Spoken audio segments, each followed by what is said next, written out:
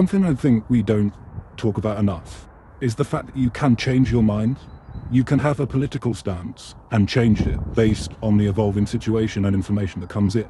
I used to be left-wing. Southport happened and I was like, right, I'm going to actually start looking into this a little bit more. And then you start uncovering all the corruption around Labour, Axel Rudikabana's father, two-tier policing. You can't ignore this anymore. Thousands of illegal fighting-age immigrants are crossing the channel every single month, and they're staying in tax-funded accommodation, which costs the taxpayer, you, £8 million a day for them to stay in 4 or 5-star hotels. For what? For some of them, even if it is only one, it only needs to be one for this to be a problem. For some of them, to run out in the street someday and chop up a load of innocent little boys and girls shouting Allahu Akbar at the top of their lungs. One incident should be enough for you to reevaluate your political stance. There's a reason everyone in America is looking at us and shaking their heads. Yes, I get it. Wealth inequality is bad. I don't agree with how capitalism works. I've actually written a book about what I propose as a new future system. You can check it out for free on the website. It's a threat to future generations, but what's the more pressing threat? Invaders. We need to normalize that term because it's what they are. We don't owe them anything. That's the problem we need to be focusing our efforts on solving for now. And no one's going to villainize you for coming over to the right. No one's going to say I told you so. No one's going to lord it over. They're going to say, listen,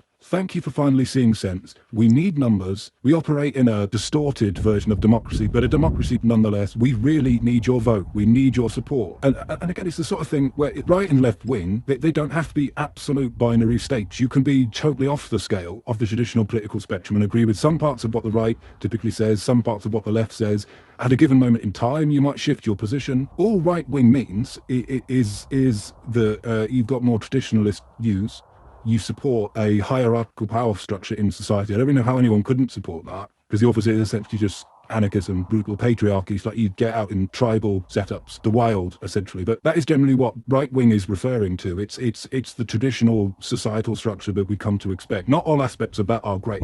As I've said, there are problems with them. There's equality problems with them. All left-wing means, I mean, it came about through the French Revolution, and that's a time where left-wing ideology was a bit more relevant. Nowadays, it's kind of just become like a trendy tag. Say our state started being really authoritarian and oppressive, which funny enough it is, then you could say, yes, I'm a bit left-wing. We could go down a whole thought exercise there as to how actually right-wing in the UK could actually be better classified as left-wing in the current climate. But anyway, we don't need to. My point is, if things change, if you learn something new that's happening, I mean, I used to be left-wing. That all changed after Southport, and I actually started digging on what the authorities were actually doing and what was really going on. You should do the same. You should want to be peddling truth, not misinformation and idealistic systems that only exist in your mind. Get with the program. Okay, adapt, overcome. That's how like Bear Grylls, but that's what we all have to do. We have to face this threat together.